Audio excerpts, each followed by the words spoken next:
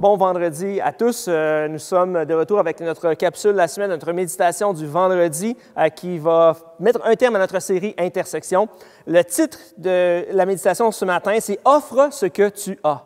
Offre seulement ce que tu as. Dans 1 Timothée 4, les versets 12 à 16, l'apôtre Paul va dire à Timothée, « Ne néglige pas le don que tu as reçu, celui qui t'a été donné d'après une prophétie lorsque le conseil des anciens a posé les mains sur toi. Occupe-toi de ces choses, donne-toi tout entier à elles afin que tes progrès soient évidents pour tous. Ne néglige pas le don que tu as reçu. » En fait, chacun d'entre nous, on a vu mercredi avec cette idée-là que nous avons été créés en Jésus-Christ, mais que nous sommes un poème et que Dieu a préparé des œuvres pour chacun d'entre nous. Eh bien, en fait, ici, ça dit justement ce qu'on a reçu, le don que nous avons reçu.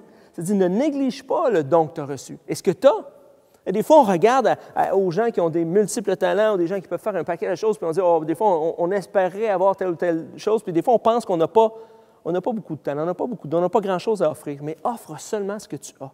Ce que Dieu t'a donné, offre-le. Et j'aime bien ce que Emily Freeman dit, offre ce que tu as en présence des autres, peu importe à quel point cela te semble petit ou faible. Peu importe si ce que tu as, tu dis, c'est insignifiant, ça ne vaut pas la peine. Non, ça dit, en présence des autres, peu importe ce que tu as, fais juste offrir ce que tu as. Fais juste offrir ta personnalité, fais juste offrir tes passions, fais juste offrir ce qui se trouve en dedans de toi. Et c'est ça qui peut faire la différence dans la vie des autres. Et c'est peut-être juste pour ça que, dans le fond, tu es ici et que le petit que tu penses qui est insignifiant pour toi à offrir peut faire une grande différence dans la vie de quelqu'un. Alors, ce que tu as, fais simplement l'offrir autour de toi. Que ta vie soit un poème pour les autres. Et en fait, que les autres soient reconnaissants simplement pour la personne que tu es. Pas pour la personne que tu espérais être, mais juste qui tu es. Et à ce moment-là, là où tu vas te trouver, en étant seulement toi-même, seulement la personne que Dieu t'a créée, eh bien, tu vas te trouver à l'endroit où tu devrais être, en présence des personnes avec qui tu devrais être. Et c'est à ce moment-là que tu vas juste offrir ce que tu as et réaliser peut-être le but, ta destinée et ce que tu as à faire sur cette planète. Prions ensemble. Seigneur, merci Seigneur que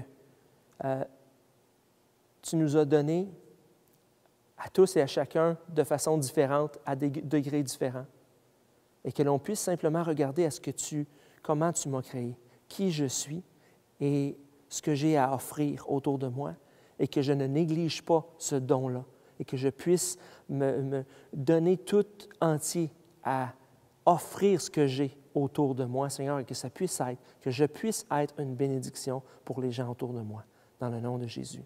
Amen. Merci d'avoir été avec nous ce matin. Je vous invite dimanche prochain à 9h30, notre nouvelle heure de live. Bien entendu, vous pourrez réécouter tout au long de la semaine le message, la réunion si vous l'avez manqué. Mais je vous invite, on débute une nouvelle série qui s'intitule Genèse. Donc, on va faire un panorama dans les prochaines semaines du livre de la Genèse. Alors, soyez avec nous et je vous souhaite un bon week-end.